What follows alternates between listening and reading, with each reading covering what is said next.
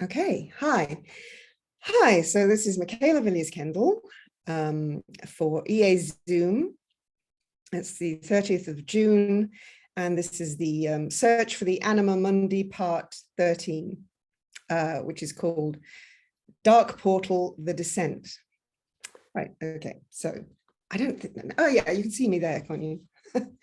So if you've been following the series at all, you'll know I'm the premise is I follow the thread of the labyrinth, through the labyrinth, the effort to find the Anima Mundi, which is the soul of the world. And it's alchemical based, but obviously astrologically based. And I'm at the moment, the vehicle I'm still using, is The Shining, the film. And see, we're still in room T37, but there's a lot to go through, and it's very deep stuff. So I'll do my best with it. Anyway, so this is called a book called The Stars, and I have mentioned it before. It's called The Stars and A Way New to See Them by H.A. Ray. And this is one of the clues that's in the film. What Stanley Kubrick did is put a fugue underneath the story, which people are always trying to find out what it is, but it is a story under a story. And so he's done it as the ancient Egyptians did it, and as told in a book called Hamlet's Mill, which talks about the ancient Egyptians and how they used myth and the constellations and astrology and alchemy. And so he's used that story. So this is this book called The Stars, and he uses some of the constellations out of them so he actually poses some of the scenes in The Shining as the constellations, as the ancient Egyptians would do, because they're tying everything in, they connect everything, and they mirror everything. That's why you get a lot of mirrors in the film. Anyway, so he's actually put a clue to this in the storeroom. We haven't got to the storeroom scene yet, where Jack Torrance is locked in the storeroom, and there's actually a box behind him that says Ray, R-E-Y, and that's how you know that he's used that. And it's pretty obvious with the layouts of the scenes as the constellations. Anyway, it gets clearer when all the clues build up. Anyway, so on the cover, I don't know if you can see it very well, that's actually Gemini. So that's the twins. And so he's obviously, they're a couple of the main characters, ghosts in the film, but they actually do signify the age of Gemini. And I'll be mentioning the dead twins each scene, or I won't be showing it again. I think I did it in one of the parts a couple of parts back. Yeah. Anyway, so that was a golden age, and it was murdered by the age of Taurus, because on the processional sun, on the great wheel of procession, the processional comes along and kills an age. That was the premise. That's how the ancient Egyptians actually described it. So he's put the murder of the twins as Taurus having killed them. So anyway, so I'll just read this that David Matheson Warner Matheson wrote, because he actually, I've mentioned some of his books, and he's written a book called The Matheson Colliery. That's one of his first books. And he actually has based his books, and he's written star myths, huge books of the Bible myths. They are myths, and the ancient Egyptian myths, and the Greek and the Roman, and myths all around the world based on the constellations. And it's all fascinating because they're all saying the same thing. And it's huge, and it's thousands of years old, much, much longer than the historians say. And it's proven in some respects now with archaeology. But anyway, he has a very good blog as well. And he wrote here about the Golden Age of Gemini. And he says, the age of Gemini was seen as a golden age because there was the presence of the majestic Orion in the east. And Orion signifies, actually represents Osiris, the god Osiris, and we'll go into that, who is the god who represented the processional sun. He actually represented the sun going round the annual wheel as well, and the day wheel, but also the processional wheel. And not only, he didn't only represent the sun, he represented the man, and us, in fact, and the axis of the earth. Us, as in represented in the spine, the tree of life.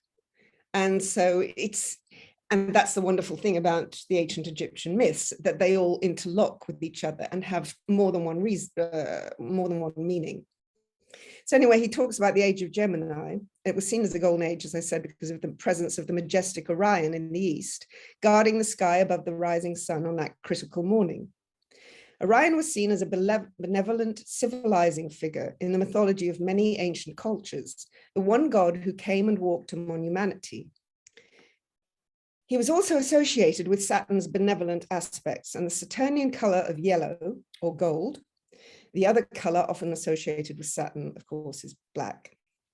So anyway, as I say, that's from his blog, The Dawn of the Golden Age, and his many books. And as I say, he has based his books on reading Hamlet's Mill. So he realized when he read it that all of this was tied in.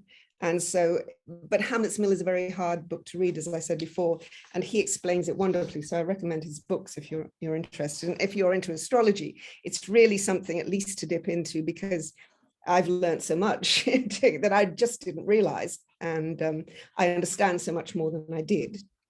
Anyway, so going on. So this is a scene. This is the choking poster. This is in the boiler room of the Overlook Hotel. And this poster is a crucial clue, and I've had it on there before, but it shows what actually is in the shape of the pyramid, the Great Pyramid. And it shows at the top, you've got what looks like Danny screaming. Danny is the character. I'm not going to go into all of that explanation, but you'll know it if you know the film and if you watch it. And that him screaming comes up as the Dionysian mask. In between the shots, the horror shots. And also the zero there in the middle is the rue. So that's the void, that's the abyss. And that's what we were referring to in the Dark Portal. Because another great book, and one that obviously was referred to by Stanley Kubrick, is Lost Light, and I have mentioned that before. The Lost Light, an Interpretation of Ancient Scriptures by Alvin Boyd Kuhn. And that's full of wonderful knowledge about it all. And yeah, so I recommend that. So he talks about the rue, he talks about the Dark Portal. The Dark Portal is actually the descendant of the wheel. And it is the rue, it's the abyss, it's death of the tree. But it is the void where there is nothing, but it is also like the new moon, it is the seed of everything. There is nothing to see, but there is everything contained within it. It's a seat of creation. And so that's that. Oh, and if you look, actually, her ponytail is even a clue on there too. I mean, there's a black horse, and the black horse.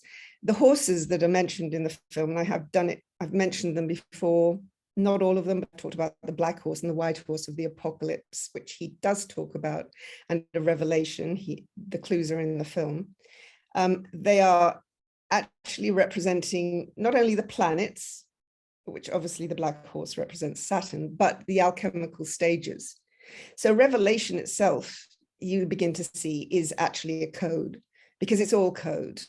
The New Testament, the Old Testament, all the myths, all of it is code. And so you have to learn to read the code. And obviously the Freemasons did that, and whoever kept it all to themselves in the first place, but we'll go into that at a later stage, because he has gone into that in the film, in his fugue as well. So anyway, going back to the very start, and it is the start, because this is, these are pictures of the moon, or is it the moon? But anyway, it's like, okay, I'll go into this. Okay, this is what I think he means by this. And this is the very start, because this is actually 4.5 billion years ago. And so what it shows is Theia, which is a protoplanet. And Theia, they have discovered, scientists have practically proven this. This is the hypothesis still, of course, but it's pretty indisputable. That this a protoplanet collided with the Earth. The Earth at that point had an upright axis, and obviously it had no moon. And Theia collided with it. It collided, it hit it in the side, there's the impact there. The debris then orbited for about 100,000 years around the Earth and coagulated into what became the moon. And then, of course, the moon has orbited ever since. They recently, I read that they believe this debris from Theia, the remains of Theia, are embedded onto the African continent and another continent, but they're huge pieces. They're like big continent-sized blobs themselves, a couple of them. And they think that's the remains of Theia. But anyway, so why would he have put that in? Well, I think what he's doing, he does blend science in with this as well.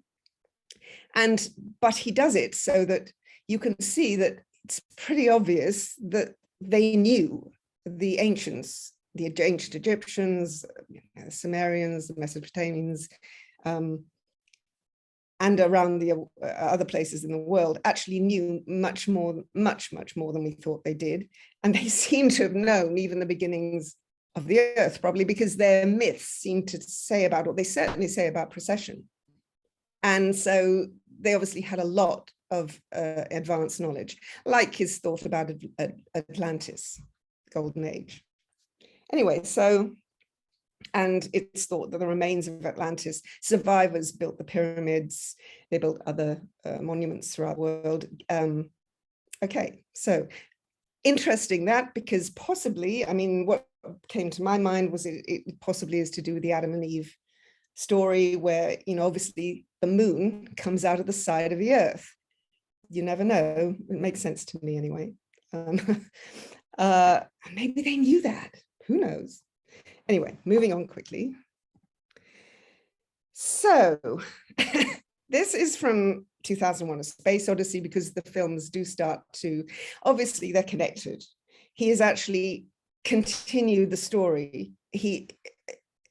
Well, not exactly continued it, but he has enlarged on the story started in 2001: A Space Odyssey, which is obviously myth as well, based on myth, based on the same things.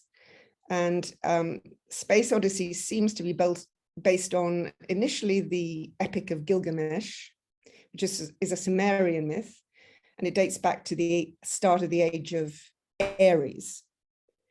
So Aries killed the age of Taurus, in other words. It's very clever. And you actually have the bone flying up into the air like that. There was a part of the Gilgamesh myth where Gilgamesh, or Enlil, one or the other, threw up the leg of the bull. He slew a bull that Inanna, or Ishma, that Ishtar, they're the same goddess, had given him. And he threw it, he slayed it, and he threw the leg at her because he didn't want, he was rejecting her advances. So he threw the bull's leg up into the air, and I think this is what this is showing. And what the bull's leg was a representation of the Ursa Major constellation. The Ursa Major constellation is at the pole. It's very near to the pole, and it seemed to circulate around the pole. And so it's actually in the, and I was going to put the zodiac, the Dendera zodiac on there, because it's got a bull's leg in the middle of it. And that's what they're showing. They're showing the Ursa Major, the Great Bear, which is also known as the Big Dipper or the Plough. But it is the constellation of time, it's known as. So he throws the big bull's leg into the air. And what he is, because they're the slayers of the bull, he's actually slayed the bull. He's slayed the age of Taurus. And so you can see there on the poster of 2000 Space Odyssey that you've got half the bone and you've got half a spaceship. Well, when the bone goes to the next level, at the moment it's tilted. So what the bone represented, the bull's leg represented, the axis as Ursa Major near the axis. So the axis was tilted, just like we saw happen. That's what happened also, I was going to say, when Thea hit the Earth, it actually tilted it. It knocked it to 23 degrees, 23.5 degrees. And so it was tilted after that. Anyway, so he's put these together, sort of showing that the apes weren't the start of it. And it's obvious he doesn't believe that, because it's very obvious that the age of Taurus the age of Taurus, by the way, was 2,500 years ago, sorry, 6,500 years ago.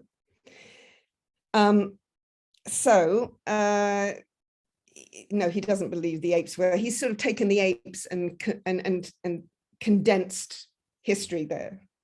Anyway, so he's made the bone going up into the air the start of the age of Aries with the dead bull. So anyway, you see then the ship, it becomes the ship. And that's when it's almost horizontal. That's because it also represents the Jed column. And I'll go on to that in the next frame. The Jed column is representing the axis as well. It also represents Osiris, because he represents the axis and the sun. And the Jed column is raised when the meridian. So it's raised in the middle of the wheel vertically. It's horizontal across the horizon. So the thing is to raise the Jed column. And so raising it raises consciousness. It's very intricate, but it's very interesting once you get to learn, you put them all together like he obviously did. So anyway, so there you've got the age of Taurus rising on the wheel, and the eagle, because the eagle is the other symbol I'm sure most of you know of Scorpio. You've got the lion down below, which is Leo, and then you've got Aquarius at the midheaven on top. And so this represents the age of Taurus. The age of Taurus was important, and I'll go on to that afterwards, because it was a fixed age. The age of Taurus and the age of Scorpio had certain qualities about them, and I'll get onto that made them different to other ages. And they pulled in both the age of Leo and Aquarius into that as other fixed signs, because obviously you get the solstices and you get the equinoxes.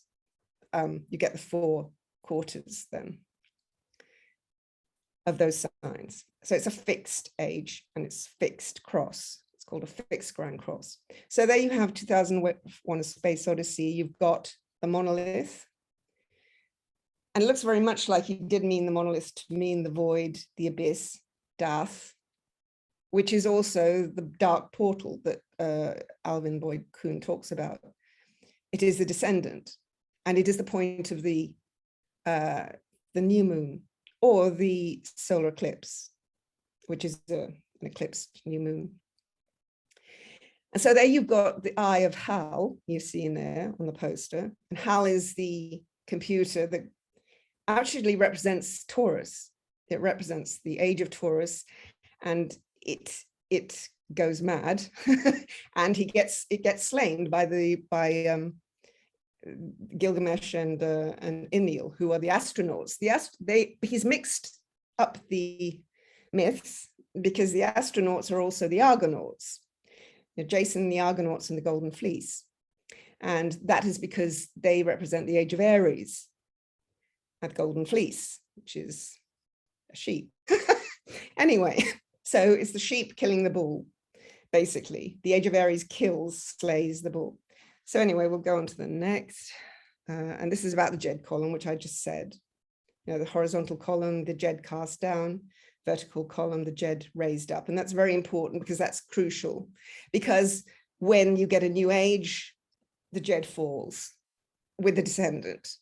And when the new age is on the ascendant, on the eastern horizon, then the vertical column, the Jed, is raised again. So it dies and it raises with the sun, rises. Okay, so. All right, so this is from the film. This is the scene which I've shown before room 237. And this is when Danny goes to see Jack up in their apartment, and he's wearing the robe of his wife, of his mother, of Danny's mother. And he's gone very strange. He's gone off at this point. And but this is representing him going into this sort of Minotaur stage. And the Minotaur obviously is a myth that is connected with the bull, with the age of Taurus. So he's becoming the Minotaur. Well, the Minotaur goes off because the unconscious is taking over at this stage. And that's why he's wearing the mother's robe, because he's showing that the unconscious is, because the mother is represented by the moon, which is Yesod on the tree of life.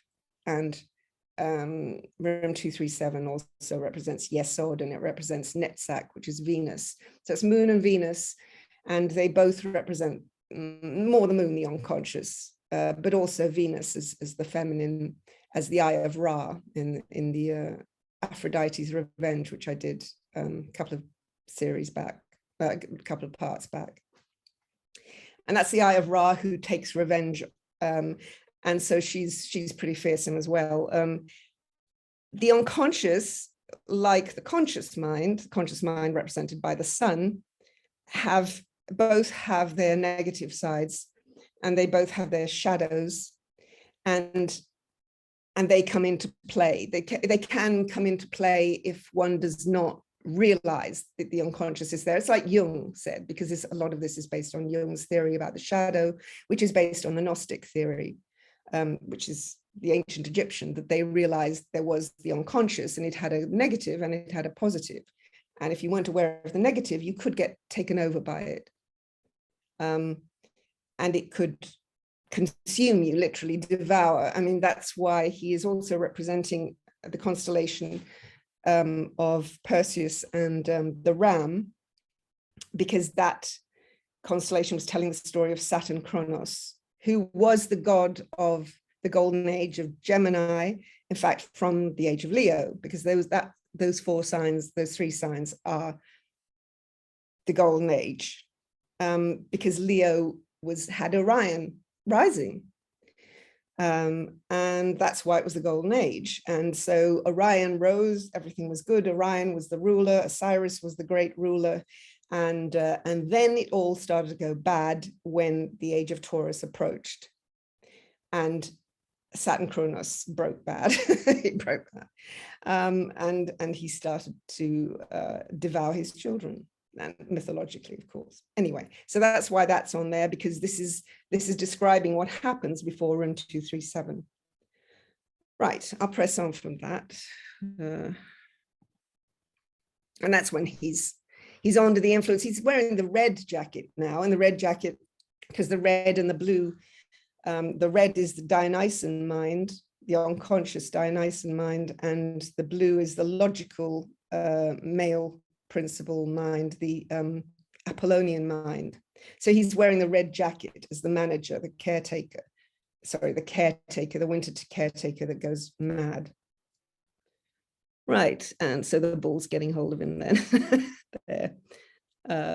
Okay, so next. Yeah, so that's the Jed column again, but this is also with it. That's called the Tayet, and it's the feminine counterpart part of the Jed column. The Jed column is also, it's at the axis, but it's also and it's the spine, but it's also and it's the vertical meridian, but it's also the phallus symbol.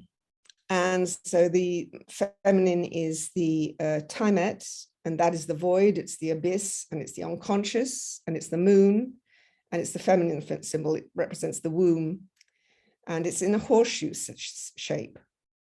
So that's why there's a horseshoe in the dead. I won't put it up, but it's in the dead twins scene. There's a heel on the floor, and I thought that was, I knew it was an Egyptian symbol, but I thought it was the rising sun, and it's not. It's the Tayet, and the Tayet is this symbol, and it's because it represents the unconscious gone bad, as the age of Taurus killed the age of Gemini. The age of Taurus comes in, and it's gone bad, and so it's become the terrible mother, it's called.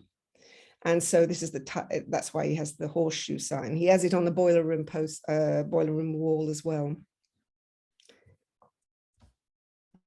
So this is that's where we left it last time. And this is Dick Halloran, lying on his bed as Osiris, because it's a green bed, and that's how you know it's Osiris. And it's not all, but that's basically, because Osiris was the original green man who taught people agriculture and how to grow grain and stop devouring animals and sacrificing people.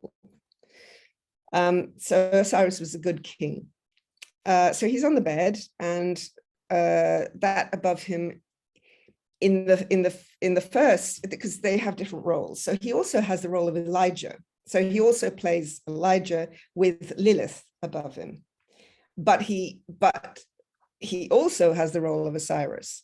So you have to put those together. Elijah and Lilith are in the Red Book, and this is also following the Red Book, Jung's Red Book, because he spoke of the turning of the ages, specifically, obviously, Aquarius turning from Pisces, and he based all his psychotherapeutical analysis theories on mostly on ancient teachings, like the Gnostic teachings. They were all based on that, and so he was a great believer in all of that. And I went until I did a part called the Red Book, an Aquarian Odyssey, so it tells about that. Anyway, so I won't talk too much about that now, but obviously then you can see in 2001 A Space Odyssey, you've got Osiris as well. So this is Dave Bowman in his green bed. So you can see it's a green bed. So it's Osiris, and he's like Dick Halloran, he's horizontal. So the dead has fallen and it needs raising. Well, and there, of course, he's pointing at the monolith, which is the void. So he's opposite. You can say he's on the horizon, and his feet are towards the monolith, which is the descendant, the dark portal, the abyss, the void. And it sort of is beckoning him to him then there mysteriously. Okay, so there's a connection you can see between the films. And also, because of the lampshades, and it represents the chariot, and that would represent Osiris too, and that's the Rider-Waite pack of tarot. And you can see he's got the crescent moons on each shoulder, and he's got the star, which is Sirius, I believe, above on the crown. And below, you've got the wings of Osiris, and you've got the disc, the sun disc, which is actually the inner sun. And that's the philosopher's stone. It's very intricate. And then you've got the Sphinx, the black Sphinx and the white Sphinx, which are the unconscious, the conscious and the unconscious mind. So there he is, he's sort of on the chariot, and he's being pulled in two directions, and he has to stay in the middle, because that's the middle pillar. He has to balance. Okay. He has to find balance. And how you find balance is through meditation. He is also the shaman, and Osiris is the shaman, and he descends in order to, and he dies. He's murdered by Set, is the story.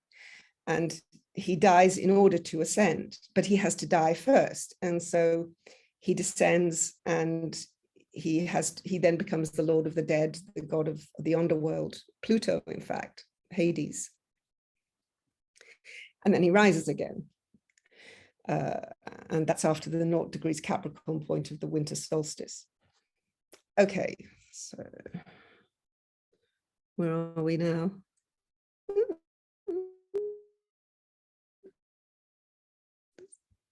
Right, okay. So the monolith, that's the monolith with the sun and the crescent moon. You know, again, you could see he's putting them together with the moon and the sun, and that's the sunrise, or is it the sunset? You know, because it's both involved. You could see that's the monolith pointing towards the sunrise, but it's the descendant pointing to the sunrise. So the chart, the wheel is into 4 quarters, and it goes by the moon phases. So it starts with the new moon, as I said, on the descendant. Then it goes down to this winter solstice point, the meridian, the nadir, the imam coli, the IC, it's known as, and that's the winter solstice point of midnight. And that's the darkest point, but then that's when the sun starts to rise again. And that's at the first quarter moon. It starts waxing, the waxing phase. And then it goes up, of course. It goes up to the full moon on the horizon, on the ascendant. And that's it. The full moon, the full consciousness, because it's consciousness, it's the root of consciousness, it's the descent into unconsciousness to come up into awakeness, you know, into being enlightened, the Kundalini. So, okay, so this is what I said. This is the swastika, which is the Big Dipper, which is the Ursa Major, the Great Bear, which goes round the pole, the North Star, and then and it is this. That's why the dead twins were in the shape of a split swastika, because they have been torn in two. They have been chopped up, and that's the other thing. That's why Osiris was chopped into 14 parts, because 14 parts is a lunar phase, and it's from the new moon to the full moon, 14 days from new to full until the rise. And Isis has to go finding him. She has to find the 14 parts that Set has chopped him into, and with his 72 conspirators, which is the processional number. So you know it's about the processional sun. He's been chopped up at the end of the age of Aries. The age of Taurus has come along. And this also represents the Big Dipper, or the Ursa Major. It also represents the tool that is used in the opening of the mouth ceremony of the mummy. So the mouth of the mummy was opened, and I mean, it's said that could be so they could eat, and yeah, symbolically, so they could eat in the afterlife, but mainly it was about the opening of the void, so that their soul would then rise, because it was seen actually that the material life began at the descendant. So we actually die, and then we descend. And then we rise back up to the ascendant. And when we get to the ascendant, that's when our spirit rises. So you have heaven above, and you actually have hell below. You're dead below. You're in the on-dead. You're in the land of the dead. The queen of hell, which is Persephone, meets you there. And but they knew this was mythological. They weren't, you know, they've been portrayed as stupid, and they weren't stupid or primitive. This was all an analogy. It was all a myth to explain some much deeper things. And so they did believe in the immortal life, as we do. The, you know, evolutionary astrologers, they believed in reincarnation. But you had to go on this journey. You had to go into the material world, learn your lessons, then go back up. And when you reached the ascendant, you ascended until you had to come back down again. So it's beautiful, and it's been quite, you know, obviously for 2,000 years, it was sort of dissed. Thank goodness astrologers like us and others kept it going. But, you know, it's been lost to us. So that's why that's called Lost Light, Alvin Boyd Kuhn's book, because it was lost, all this, except for secret societies. It kept it to themselves and used it. So, you know, anyway, where are we? Right.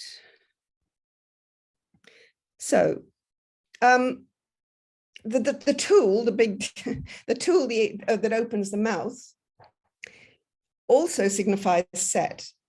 So this is Set. This is the god Set that I spoke about. He's the lord of the descendant.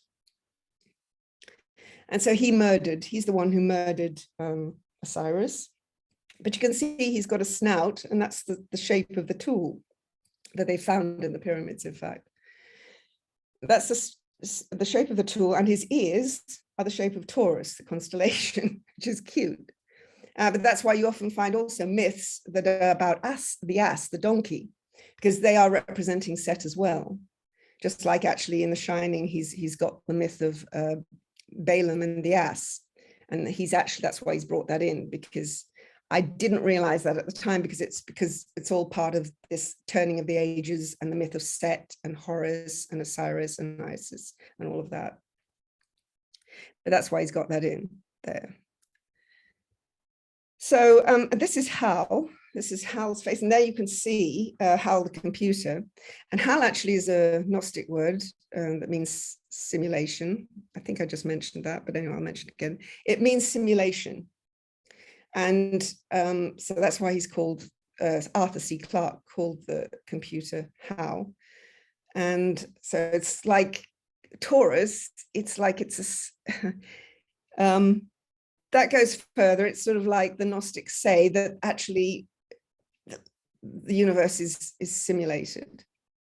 So it even goes deeper. But anyway, he's saying this is Set. So this is Taurus, this is Set, because Set actually rules the star. And you see there's the astronaut falling in that picture. Falling down, he's killed him. Well, at least in the picture.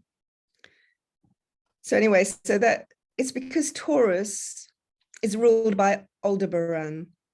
And for some reason, Aldebaran, there you can see the horns of Taurus, which are his ears, Set's ears, and the Hyades, and the Pleiades nearby. And Aldebaran, because it's Set's star. So as Taurus rises, so does Aldebaran. And that's why Set, when he'd murdered Osiris, instead of Horus able to take over, Horus actually got usurped, because Horus, Osiris' son, would normally take over. But because Aldebaran was rising with Taurus, and that's why Taurus is seen as a malevolent age. And that's why they say that the consciousness dropped then. Mankind broke bad with the age of Taurus. The golden age was gone. Sorry. And so that's why Set usurped and he took over the horizon with the age of Taurus. He took it from Horus, and this is Horus rules, his star is Antares in Scorpio, which is obviously opposite Taurus. So when Taurus rises, Scorpio descends, and so does Antares, and so did Horus. So then a whole battle ensued with Horus and Set, in Horus trying to get his throne back. But obviously he didn't manage it for about 3 ages. Long time, because 3 ages, is 6,500 years about. So yeah, it's a long time. Pressing on. And that's what I talked about with the moon phases. So that's descendant, nadir, ascendant, and midheaven. And that's showing our geocentric perspective. That's a kid's a kid's meme there, but it's quite good. Meme, it's quite simple for me to understand. So I'm sure you appreciate that. And I can just about understand that. Okay, so this is the Eye of Horus. So Horus, the good guy, as we know, who's opposite Set. Horus, the usual ruler of the horizon, who's Osiris' son, who takes over, when the horizon raises, the Jed raises. He is actually the representative of the third eye, the inner eye, which is the Eye of Horus. The other eye is the Eye of Ra, which, as we said, is sort of the Set brigade. It's the bad side. So the Eye of Horus is, it's actually 3 glands. And that's why you see three, and I'll show you, 3 small sort of sun discs, and then you 2 small ones and 1 a larger one above. But here you can see the thalamus is third eye, along with the pineal gland and the pituitary gland. The pineal gland is the solar gland, and the pituitary gland is the lunar gland, and the thalamus combines both of them, but it has to be activated, and it's activated by meditation, by raising the kundalini, by knowledge, gnosis, by all the practices that make us conscious, and raise our consciousness, raise our third eye. And as you can see, the shape is the falcon, which is the representative of Horus, the falcon. That's why it has a falcon head. So the third eye is the same as the inner sun, which is represented on the descendant. That is the inner sun. So when you descend, you go to claim the inner sun, but you have to descend right down first. And then you rise up, and then you're conscious. So that's a pituitary, which is, as I said, ruled by the moon, which is Isis. And so you can see it's the shape in the brain, which is Isis on the throne, and that's a pituitary gland in the middle. It's amazing, really, that they did all this. I mean, some people, that is getting more known, but still there's so much to know that it's very hard to know all of it. But when you put it all together, it's quite amazing. So Isis represents the moon and the pituitary gland. Right, going down. And there's the spine, which is a serpent, the spine that rises, the kundalini, and there's Osiris, and then he's got the uraeus on his head, which is the raised kundalini, and then the pineal gland there, which you can't see very well, but it's there. It shows the other glands as well. Pressing on because I think we're short of time, probably. So interestingly, obviously, most people know that the pineal gland is represented by the pine cone. I mean, all of us would be, I expect, all you audience and everything, because you're into all of this. So the pine cone represents the pineal gland. So this is Sumerian. This is from the time of the Gilgamesh, in fact, 2000 BC about. And so they have these figures, a lot of them fish figures too, that hold pine cones. And there's a mystery about the bag that they hold. But I was wondering, because of the shape of the handle, whether this is something, because that's the pineal, whether it is something to do with the pituitary, because they're opposite each other, and then his head's at the top. So it very well could be that they are the lunar, the lunar gland and the solar gland, and that, and he maybe, yeah, exactly. It's a thought. And this is the bag they carry. One of the bags, there's many versions of them, but and you can see there, that's the constellation of Ophiuchus. And Ophiuchus is the snake bearer. And Ophiuchus is actually opposite to Orion. So when Orion rises, Ophiuchus descends, and when Ophiuchus descends, Orion rises in the sky, because they're directly opposite. Ophiuchus is seen as Dionysian, and Orion is seen as Apollyon, yeah, sun-like, sun and moon, really. And you often see an Anna in that. So really, Ophiuchus is most often, that looks like a male, but most often shown bearing 2 snakes, because she's the goddess. So you've got the goddess one side, and you've got the god the other.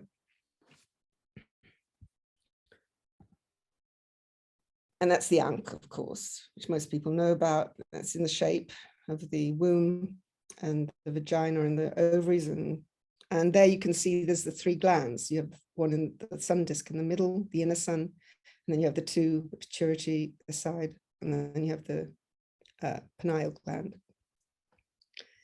And yeah, it's showing sunrise and sunset and all of that. Okay. And there's a scarab, which is showing the wings of Isis, which are in the brain. And it's showing the sun disk, the inner sun, which is the philosopher's stone, in fact. It's the third eye. And Alice, that is the brain. Beautiful. Okay, so very quickly going on. So that's back to room 237. That's the veil of Isis. So obviously it's seen now that Isis is rising from the bath. And that's the veil. There's a book by Madame Helen Blavatsky that is called The Veil of Isis. And she puts the veil back, and you can see she's in that position. She's in that kneeling position, and then she rises. Because room 237, there is a page 237, as I said before, of the practice of psychotherapy by Carl Jung, which on page 237, he puts the illustration, not this one, but a similar one. And it's about the wedding, the alchemical wedding of the sun and the moon, which produces the hermaphrodite, it's called, which is a combination of male and female, which is really, that shows the phoenix there. It's really the inner sun again, which is the immortal. It is the carrier of the soul, the immortal soul. The ancient Egyptians believed that's the seat of it. And so the reminiscent part of the dismembering of Osiris, he was dismembered and she has to remember him.